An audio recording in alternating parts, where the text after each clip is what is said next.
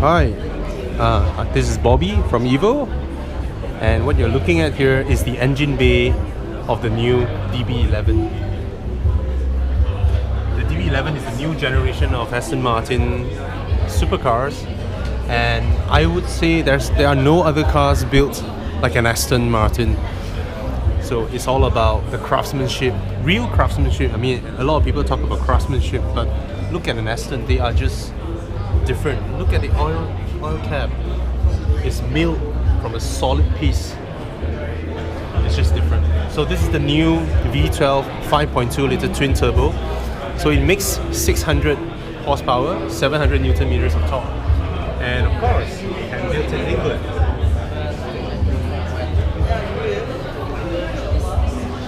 And there are a lot of new innovative construction methods from this car, and a lot of them are still patent pending. So Aston Martin invented a lot of new stuffs in this car. Now the most notable is look at this, how air flows. Now most of the time tire creates a lot of turbulent air and all that. Now what they do is that they make use of it with the bonnet. It channels air through here out of this diffuser. That, see, it looks like a grill, it looks like a design piece, but it's actually, technically speaking, it is a spoiler. It's not just there for, you know, just to look good. It is a spoiler. Now the air will channel out here through the doors. Now again, this is a swan door opening of Aston's. I'll just have to cross over the other side because, you know, there are people recording here and all that. This is a very tight spot. Now we just look at this again. Look at the hinges. Right. It's amazing how they design it this way, and yet it still passed pedestrian crash tests in Europe, which is very, very strict. Right? Now look at the front. If you look at the front, there are 4 grills that are, you know, breathers for the engine, which channels air out. You want it, right? Yeah, go ahead. I've done it. I think from both sides. Yeah. Now, again, I'll continue there. You can have a better view here. This is how air is channeled through here, up here, and close the doors. And the air actually comes up here, and it goes in here. Now, in Ferraris, like the 599 and all that, you have what they call a flying buttress, right? So what a flying buttress does is that it is an extension of the roof piece, and then it goes out to the spoiler. But this is very different. What Aston has done is, the air actually goes in here, and it goes through the inside of here. There are air ducts that goes through the inside, and then it will come out through here.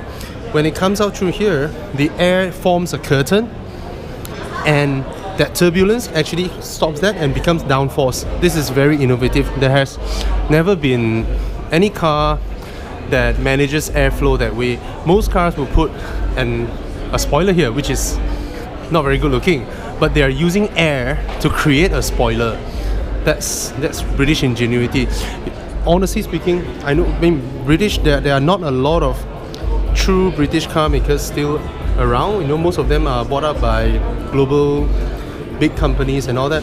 But when it comes to innovation, when it comes to at the very extreme of engineering solutions, you look at companies like Aston Martin, companies like McLaren, and even all F1 establishments are based in UK. So the Brits are still at the forefront in terms of a lot of technology. I mean, the Germans are big and all that, but they're good in selling, they're good in marketing.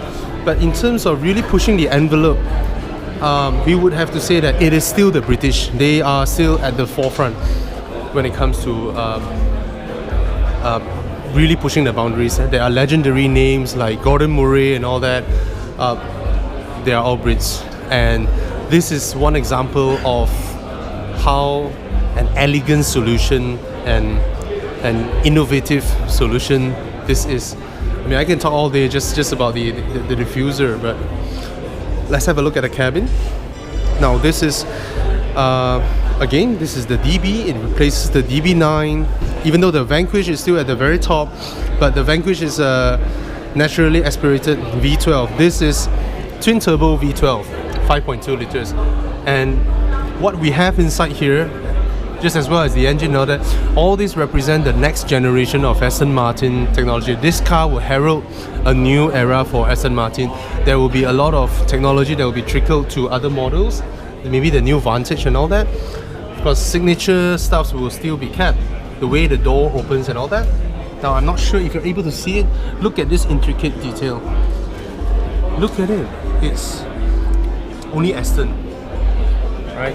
Only Aston does something like that. It's beautifully finished. Let's check out the seats. Now, this is a 4-seater. So, what makes this important?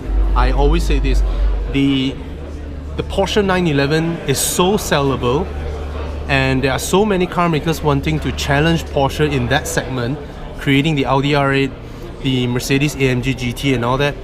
But they seem to left out one thing that is the most crucial thing of the 911's success, which is the rear seats.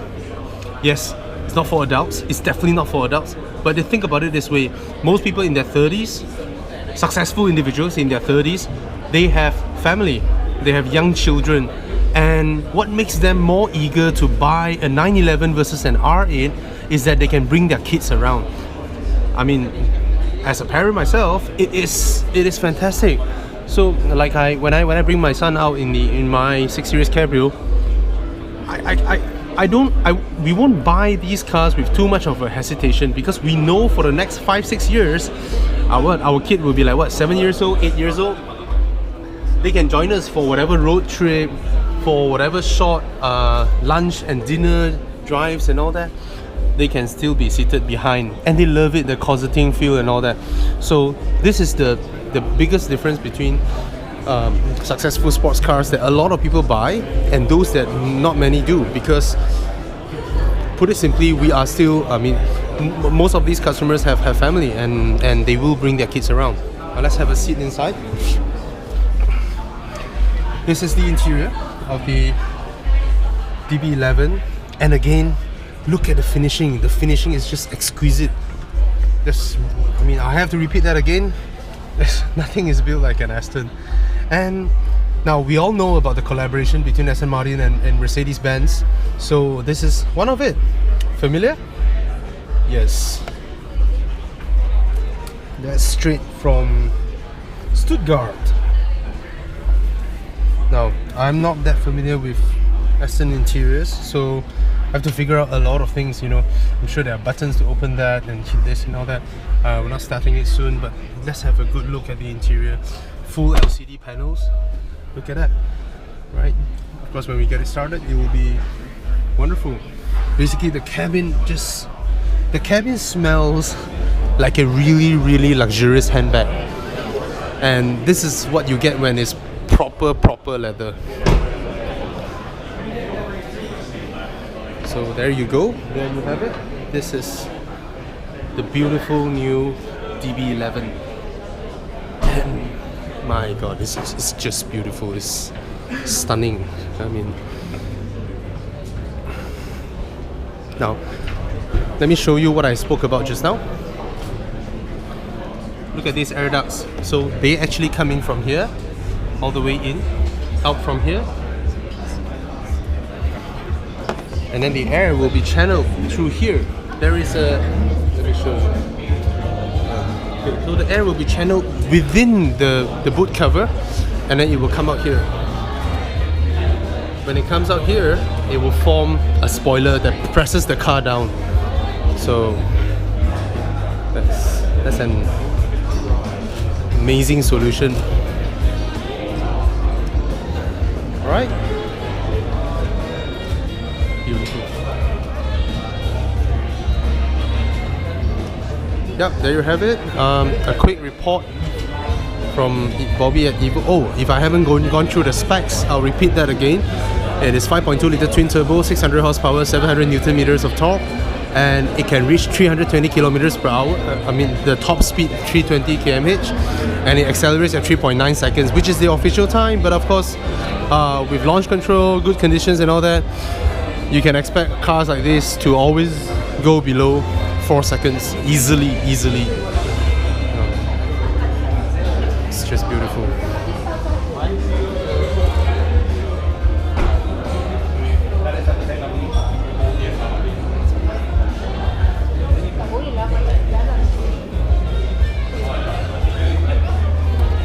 Sorry, too many people. We have to take queues here.